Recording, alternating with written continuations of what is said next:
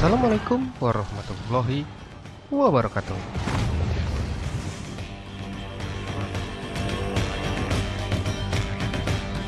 Perang Portugis Utsmaniyah adalah konflik militer antara Kekaisaran Portugis dan Kesultanan Utsmaniyah yang berlangsung di Samudra Hindia, Afrika, Timur Tengah, dan Mediterania sepanjang abad ke-16.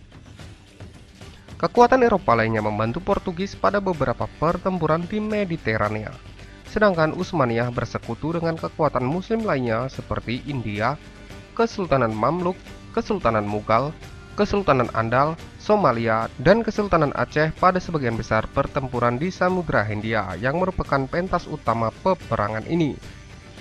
Portugis merupakan imperium yang diperhitungkan dalam kancah internasional pada awal abad ke-16. Penjelajahannya menjadi pionir, bahkan telah mendarat di dunia baru Amerika dan berbagai belahan dunia lain di timur Hindia. Kejayaannya berkibar dan bersaing dengan negara-negara Eropa Barat lainnya yang sedang berjuang mencari dunia baru pasca takluknya Konstantinopel yang membuat Eropa mengalami isolasi ekonomi dari dunia timur. Hanya separuh abad Portugis menikmati kejayaannya, sampai nasib tragis di Afrika Utara pada tahun 1578 Masehi yang merontokkan kedikdayaannya tanpa pernah bisa berdiri lagi hingga detik ini. Peristiwa Perang Wadi Makhazin atau Perang Istana Besar atau juga dikenal sebagai Perang Tiga Raja atau Battle of Three Kings menjadi kenangan terpahit dalam sejarah Portugis yang mencoba menjajah Maroko, Afrika Utara pada saat itu.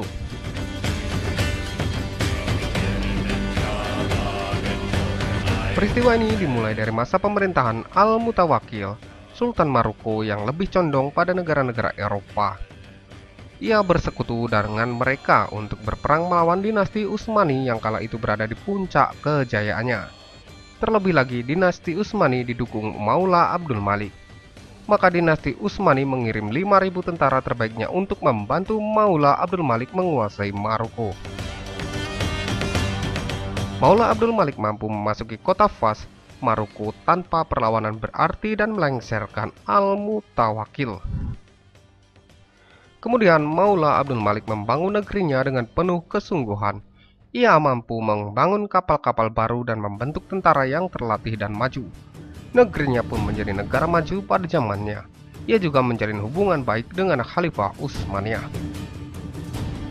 Al-Mutawakkil kini menjalin kontak dengan Sebastian, sang raja Portugis, memintanya untuk melengsarkan Maula Abdul Malik. Maka Sebastian segera mengumpulkan pasukan salib dalam jumlah besar yang terdiri dari Spanyol, Portugis, dan Italia. Jumlah tentara salib mencapai 125.000 lebih, disertai 40 meriam, didukung pula 300 atau 600 tentara muslim pembelot di bawah komando Al-Mutawakkil. Sementara itu pasukan kaum muslim ini berjumlah sekitar 40.000 personil gabungan dari bangsa Maroko, Muslim Spanyol Andalusia, dan Utsmani. Meski berjumlah jauh lebih kecil, pasukan Islam kala itu sangat solid. Persatuan mereka terjalin kuat dan semangat mereka menyala-nyala. Mereka juga kokoh dan disiplin. Abdul Malik mengatur meriam artileri di bagian depan, kemudian pasukan infanteri dan pemanah di tengah, memanjang serta kavaleri kudanya di sayap kanan dan kiri. Sebenarnya Abdul Malik dalam kondisi menderita sakit, namun semangat jihadnya yang menggelora membuatnya tegar. Senin tanggal 30 Jumadil Akhir 986 Hijriah atau 4 Agustus 1578 Masehi menjadi hari bersejarah, baik bagi Portugis maupun Maroko dan khususnya dunia Islam. Pagi itu Sultan Abdul Malik berdiri di depan pasukannya menyampaikan khutbah jihad menjelang perang. Bertemulah 125.000 pasukan Portugis dan 40.000 pasukan Muslim di sebuah daerah yang bernama Istana Besar, Sal Al-Kabir, lebih dari 100 km di sebelah selatan Tangier dan 20 km jauhnya dari pantai. Kecerdasan taktik Abdul Malik berhasil memancing dan mengisolasi pasukan Sebastian dari pasukan artileri, armada kapalnya di pantai. Pasukan kavaleri juga dikirimkan untuk menghancurkan jembatan di belakang Sebastian sehingga memutus jalur bantuan dan pelarian musuh. Sultan Abdul Malik terus membakar semangat muslimin untuk mati syahid.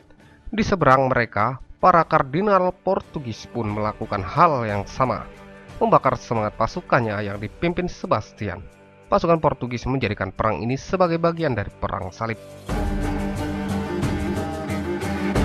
Perang ditandai dengan letusan meriam dari kedua belah pihak. Takbir menggema dari muslimin menggetarkan siapapun yang mendengarnya. Majulah kedua pasukan saling merangsek. Sultan Abdul Malik maju di barisan depan menyerang pasukan tengah musuh. Namun penyakitnya yang parah membuatnya harus dibawa kembali ke dalam tenda.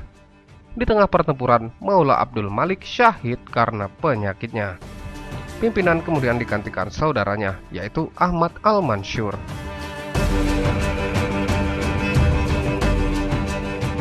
Ahmad melakukan serangan gencar ke barisan belakang tentara salib dan meluluh lantakkan pasukan pemanah mereka.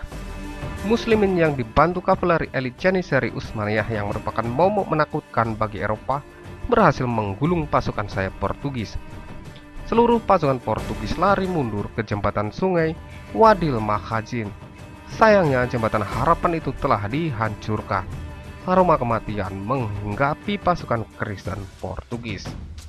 Musuh berjatuhan saat berusaha melarikan diri. Sebastian dan para pengiringnya ikut terpelanting. Al-Mutawakil tenggelam di sungai. Sebastian sendiri mayatnya tidak pernah ditemukan. Sisanya tertawan dan terbunuh oleh para pasukan muslim. Inilah mengapa peperangan ini disebut Perang Tiga Raja, karena ada tiga raja yang gugur. Maula Abdul Malik sang syahid, Al-Mutawakil si pengkhianat, dan Sebastian. Peristiwa ini menjadi awal runtuhnya Imperium Portugis. Portugis mengalami masa-masa kegelapan, di mana imperiumnya di beberapa belahan dunia runtuh dan dicaplok oleh negara-negara Eropa lainnya. Hanya 2 tahun setelah perang ini, Portugis jatuh ke tangan Spanyol.